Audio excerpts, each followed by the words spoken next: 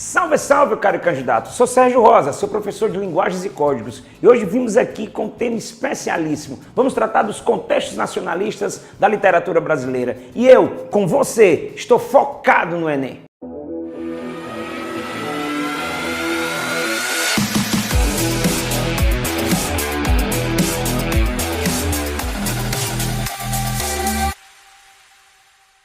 Pois é, cara, nós estamos aqui para decidir sua prova. Vimos aqui com um tema especial, tratando exatamente desse processo evolutivo da literatura nacional. E como é que eu devo voltar no tempo para tratar de tudo isso? Vamos lá para o século XVI. É o tempo da chegada dos colonizadores à nossa terra. Pedro Álvares Cabral desembarcou em nossa terra no 22 de abril de 1500 e trazia em sua comitiva um escrivão, o senhor Pero Vaz de Caminha, responsável pela escritura da Carta de Achamento do Brasil. Como é que se entende a Carta de Achamento do Brasil? É o primeiro documento da terra. Foi neste instante que ele contava ao rei Dom Manuel Venturoso como eram exatamente as belezas de nossa terra.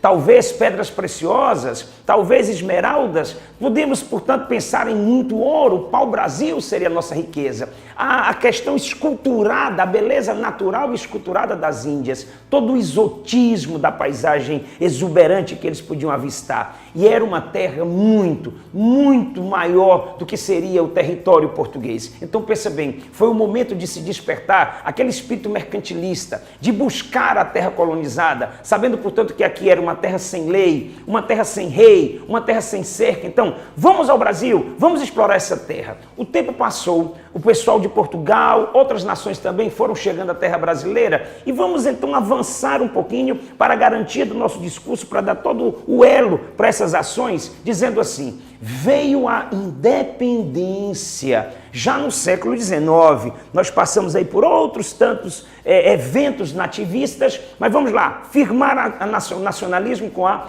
independência. Neste instante, chegava junto com a independência outro espírito artístico, que era o do romantismo. Neste momento, vai se destacar uma figura muito interessante, uma figura de boa produção, chamado Gonçalves Dias. O maranhense Gonçalves Dias, ele vem com um texto brilhante, chamado Canção do Exílio. E quem não se lembra da Canção do Exílio, quando ele dizia que a minha terra tem palmeiras, onde canta o sabiá, e não permita Deus que eu morra, sem que eu volte para lá, para garantir o interesse de falecer na terra brasileira. E aí, gente, isso tudo inspirou a um cearense, José Martiniano de Alencar, que produziu obras de grande talento. As obras, sobretudo, voltadas para a temática da natureza, associadas à presença do índio. Você pode anotar aí no seu caderno, faz essa chamada, vai. Você diz assim: olha, tivemos um personagem chamado Iracema. Um detalhe para Iracema. Eu vou aqui chamar sua atenção, meu aluno focado.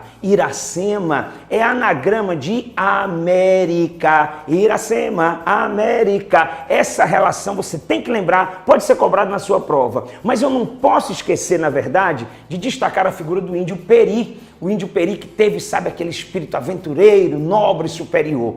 Todo esse processo remete-nos a um tempo do século XX, início do século XX, Semana de Arte, até a instalação das obras de quem? Das obras do senhor Oswald de Andrade e também de Mário de Andrade. Oswald de Andrade e Mário de Andrade compuseram o que normalmente os críticos chamam de nacionalismo de ordem crítica. O Oswald de Andrade, com o desenvolvimento de uma paródia chamada Canção do Regresso, ele diria o seguinte: minha terra tem palmares, onde gorjeia o mar. Não permita Deus que eu morra sem que eu volte para São Paulo, sem que eu veja a Rua 15 e o progresso de São Paulo. E esse tipo de abordagem, de ordem realmente, digamos assim, surpreendente, de tom parodístico, nos remete também a uma sátira muito intrigante, escrita por Mário Raul Moraes de Andrade, que é Macunaíma. Com este personagem, o paulistano tentava satirizar a personagem Peri. Se Peri era o herói, Macunaíma era o anti-herói. Se Peri realmente era aquele cara aventureiro, de boa situação, nobre, o Peri era esse homem de tanta, digamos assim, de tanta nobilidade.